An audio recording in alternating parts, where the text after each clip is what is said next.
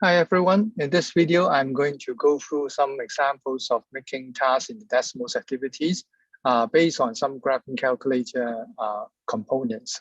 And so you can see my examples in this page, which is called sample tasks, the collections of tasks and for discussion. And some of these are more related to graphing, just like this number 12, okay, which contains basically a graphing calculator. Similarly, this one is also like mainly consists of a graphing calculator.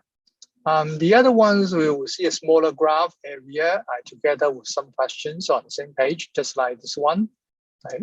Or maybe this one. Okay, and this one, even we have a blank graph paper for some plotting or drawing and the table for filling in values. So I'm going to show you how we can make these activities. Now, when you come to my page, you can actually copy and edit and see the editing window, or I can now duplicate this page to demonstrate.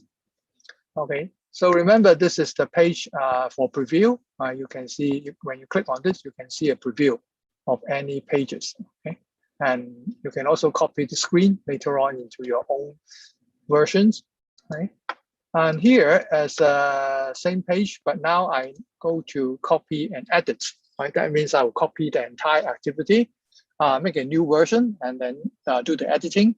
If you log in with your Desmos account, you can also do so. Okay, and you can save a copy for your own. So now I click this, and you can see that this is a new copy. Actually, you can see a title here, copy of the previous activity, and you can see the individual screens, right, where you can understand more how I create these questions.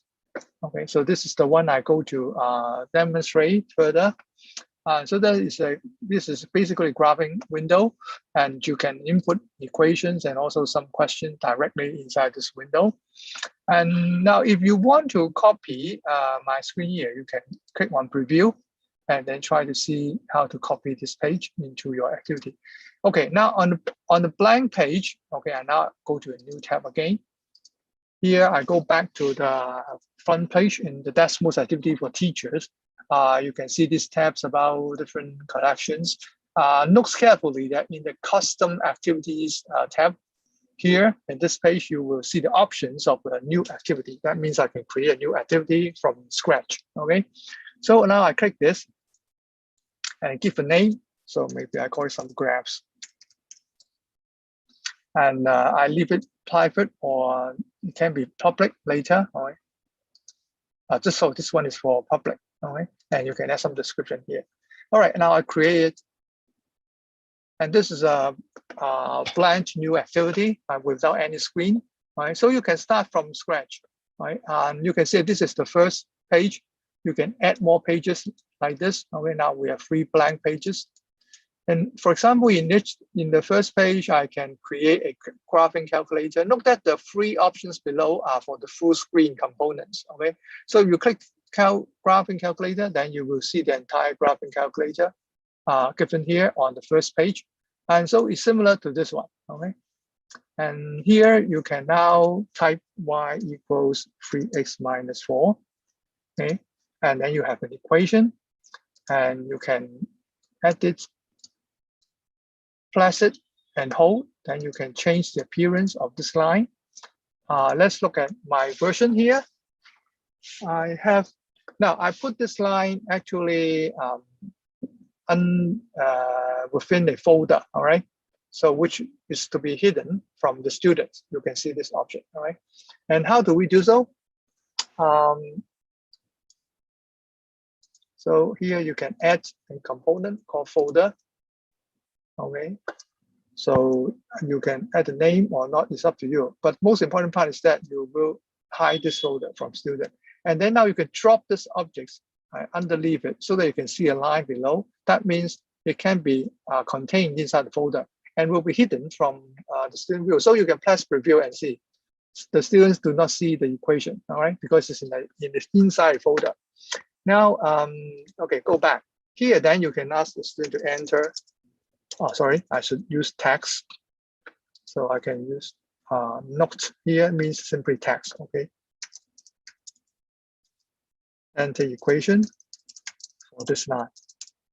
That is the question or prompt for student to add an equation here. Actually, the student can continue to do anything inside this graphing calculator, right? If you're familiar with the graphing calculator Desmos, then you will know what things can be done in this window, right? So that can be one way to set up the question. Now look at the preview. So this is the preview for student, right? So suppose the student come to here, can try to put down an equation, and then find that, well, once you press enter, you find that the line is shown, but it's not the same as the orange one, right? So they may be prompted to adjust it, for example, okay? I make it so the same as the yellow one, the orange one, okay? So that is something for student to do in this question, right? So this is one task, and in my screen, here in my original set of activity, you can also copy it. Okay, here you can see the option copy, or just at the front page here, without doing editing, you can also preview. I click and preview any screen, and then copy it, right? Or use the Command C, okay, in your keyboard, and in the Mac keyboard, then I will use the relevant keyboard, the keys, Command V, okay, to paste. So in the new activity here, I can now have go to blank page and then press Command V. That means pasting, okay, the previous copies. Then you will see that the entire screen is now already copied into this new activity, okay? So that is some quick way for you to transfer my slides to your own activity and then go on to make modification or try to think about how to modify it. Okay, now let's look at another example. Another one, we have an exponential graph y f of x equal to 2 to power x, and then a question here, and together with a table. Okay, so you can also copy this one, and then, for example, I now go to preview and copy it. Okay, and now I go to my new page here. It is a blank page, and I press Command V in the keyboard. Then then the screen is now pasted in this new activity. And you can see that similar to the previous one, you have an equation for graph by y equal to 2 to power x. And you have the text here to describe the function, and a command, instructions for student to enter x and y value in the table. Do you get this table? Well, you can go to the cell below to try it out. So here is the option, table, okay? So inside the table, now you can modify it, or you can turn it into X, just like what I showed here. You can change the name, okay? X1, X sub 1, Y sub 1, or simply X and Y. And then you can enter some value, okay? In this case, so I'm just generally enter some value. You can enter any value on this column or this column, right? So for the first point, I2, 4, then you can see the point is now on here. Similarly, you can press a value, but take away the x value. So you can enter y value, but take away the x value. And then you can test the student's understanding of the graph, right? How you can put a point accurately on the graph, right? By inputting values corresponding to value of x here, right? So that is the same table, right? So I can cancel this one. And then now it is more or less the same, okay? So it prompts the student to enter some x and y values so that it will be falling on the graph. So you can also change it to this name, x and y, to make it simpler, okay? So this is the way that you can make use of a table, add a table. So make use of the screen, an entire screen for this graphs, as well as some command here on the left. So if you press the preview, this question will be like this, right? And the student can freely make use of this table, right? Or can enter any values they like in this table. How about the next one? Let's move on. Now, look carefully. The next one is a bit different. We do not have a whole page graphing window, but we have a smaller area for the graphing window together with a note here. Ask the student to sketch graph of y equal to 3 to the power x, right? Now, what's the major difference here is that if you add a blank page, this is a blank page. If you add the graphing calculator, it will actually occupy the whole screen, okay? on one page. But you can turn it into a graph component. All right, let me do it. Then it will be smaller. Of course, you may not notice it is smaller now. All right. If you look at the preview, it's still very big. All right. And only when you add another components, for example, in notes here. Now I click on a notes, then I add a notes area on the right. Then you can see that the graphing window will be adjusted. So if you look at the preview, then you can see the graph is so smaller, and also you don't see the areas on the left originally for you to enter commands or inside the graph area. So this part is being hidden. Okay, right. So basically, this is the major difference. Now I do it again. Maybe I now get a new page. Now, instead of starting from graphing calculator at the at the bottom, right, for the full screen component, I can simply click on this graph objects. Okay, so that will be something that can be put inside the page together with other components. All right. So later on, you will try Sketch as well, right? So graph and Sketch are interchangeable. All right. Now I can put a note. This notes can also be put under it, above it, right, or maybe on the left or on the right. You can rearrange. Maybe I can put it here this time. Okay. So I'm going to edit this graph. You can see that when you click on this, then you have an originally larger window, right, for the ordinary input. Okay, just like equation, for example, I now can enter 2 to the power x here. Okay, so I have an equation. And I can also enter other instructions. Oh, sorry, it should be a text. Make the mistake again. It should be note. Okay. So in case you want to enter something else, then you can go on to do so. But in this case, we don't need it. Right? We can just make it done. Right. Then you have a graph. Let's check it. So this is the graph y equals 2 to the power x. And then maybe you can edit it again, move it slower, adjust the window area, all right? So it may be better. And let's say you can add a point, or this time I do not need to note. Okay, I directly add a point, 1, 2, okay? And you can see a point here, but this point can be movable. If you make it draggable, then something like this, okay? Then you find that this point, okay, can be dragged around. Look that the icon is changed here. It becomes a movable point. Okay. Now, how can we use this point? I just use it to label the graph, actually. Okay. So you can see label.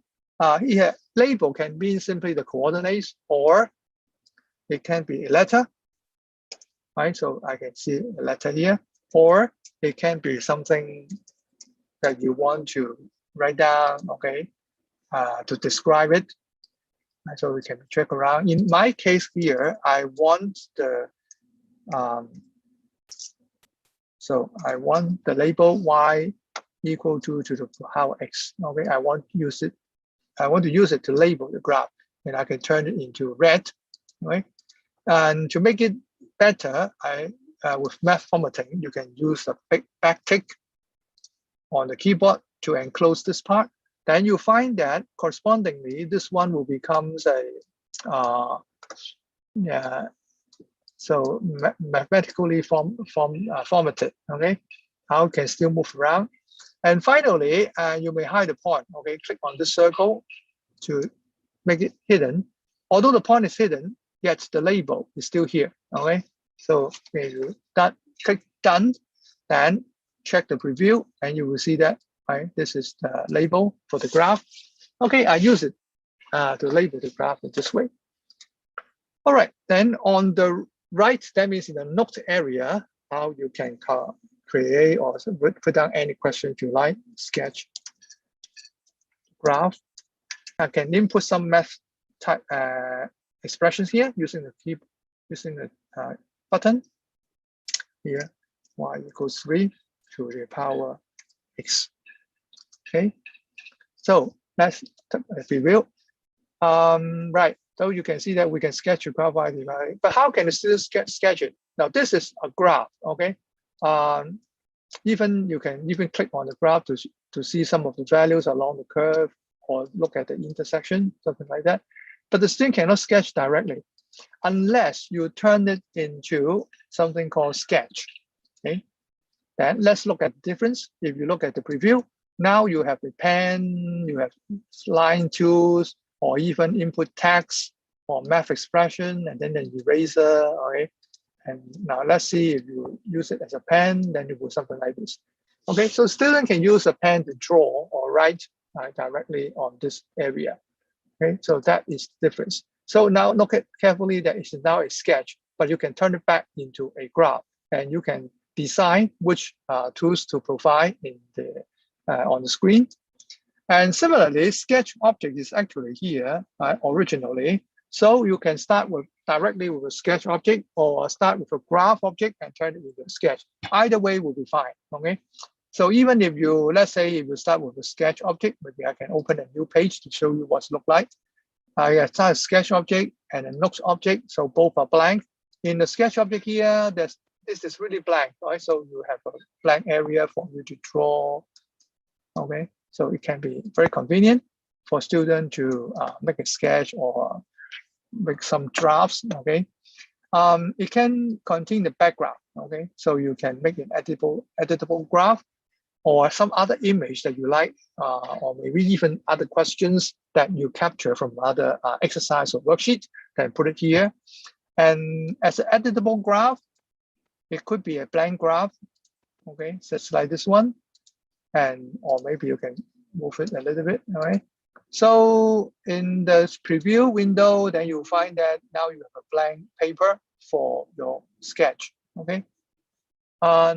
However, if you turn it back to a graph and then check the preview again, you don't have the pencil tools, right? You only have a blank graph here. Right? It may not be what you want. Right? So you can decide whether you want a graph or a sketch. Either options are available. But if you want the whole screen graph, then you need the one below. Okay.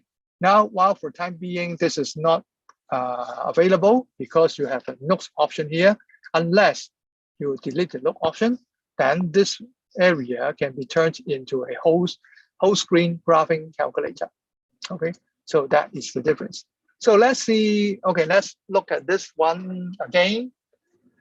Or maybe go back to the previous one and I try to just duplicate this one. I can duplicate the screen. Okay, and I have a new screen, the same as the previous one. All right. Now I can turn it into something. Let's see. I have a sketch now. I can turn it back to the graph. Okay. So if you look at the preview, now it is a graph. It's not a sketch. But what could be the use of a graph here? As I mentioned, you can check the point, you can interact with the graph, particularly if you have some movable objects like this one, it will still be manipulable on this graph area. But if you turn it into a sketch, then this will be become static, okay? And you cannot move around, you cannot see points on the graph, or you cannot see the coordinates on the points there. And so that is the major difference. Right? For example, in this graph, I can continue to add a line, okay? So I can also continue to add a point, for example. Okay. So I have a point here, which I can make it movable.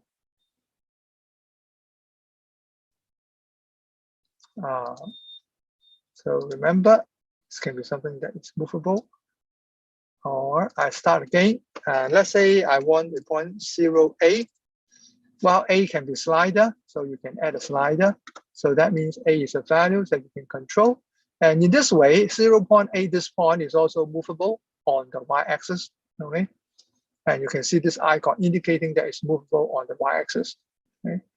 Now, the values of A can also be adjusted. Here, I have an equation. So a horizontal line through A, okay, and you can drag it around and then you can check the intersection. So if you get it done, all right, then you check the preview. Now you have a graph. Now that is the major difference. This is a graph that you can still track any movable point or objects, okay, and then to do some relevant activities. If you turn it into a sketch, then it's no longer movable, right? You can look at it, okay? So you can't move this line, and instead you can draw on it, okay? You can highlight something on the graph, right? So that is the major difference. Okay, now I turn it back into a graph and go on to maybe try to ask the student to find some value, estimate the value of X in the following table. I'm going to add a table later, right, to prompt the student to input some values of X that I want them to try it out. And similarly, go back to the graph, right? You can control the range of values of A. Okay, maybe you want this to be something between 0 and let's say 15. Okay, and in the step of 0.1, right? Now this can be adjusted, right? So now when you drag it, and it will be moving in steps of 0.1, and then when you click on the gear or the scratch here, then you can check the X and Y axis range and also the step, right? You can make some adjustment here as well. If it is okay, then you can see the preview, okay? So that you can see the graph and you can see the intersection here, okay? So my original question is like this. If you look at my original question, then you'll find that I add a table, okay? Which asks the student to input some values and even some further questions below, okay? So you can see the preview. So I have a table component and prompt the student to find some X value corresponding to these values, right, on the graph. So they may be able to use this line, okay, to check, to click on the value, then you can see the coordinate accurately, and you can see the approximation in the intersection. When you click on the point, then the coordinates are indicated. So based on this, the students can answer the question. Okay, so that's one way that you can use a table. And there's an even further question: ask the student to make a guess based on the table's value. You may complete it later, right, and submit it. So there are several components in this page. That means, so let's look at it again. I can add the table. Okay, underneath here, maybe move it below. Okay, so this is a table, and so now you can enter X and 2 to the power X, but it may not look very good. If you look at the table title, right, and you can turn it into math expressions by using the backtick in the keyboard. Okay, sorry. I press the backtick in the keyboard, and then, all right, that will become a math expressions.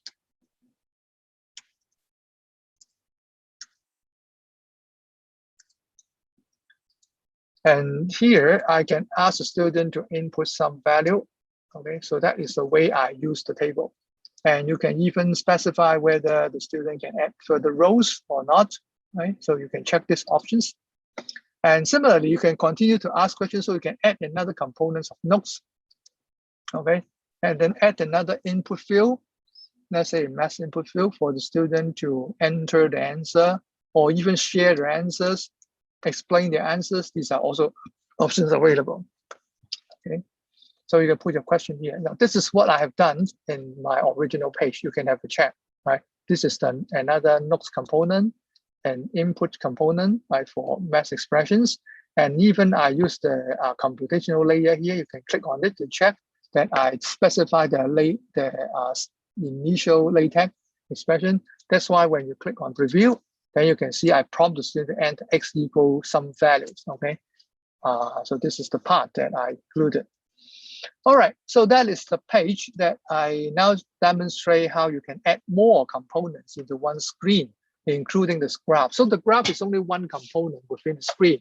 And although when you click to open it, expand it, then you can do a lot of further adjustment, modification, okay?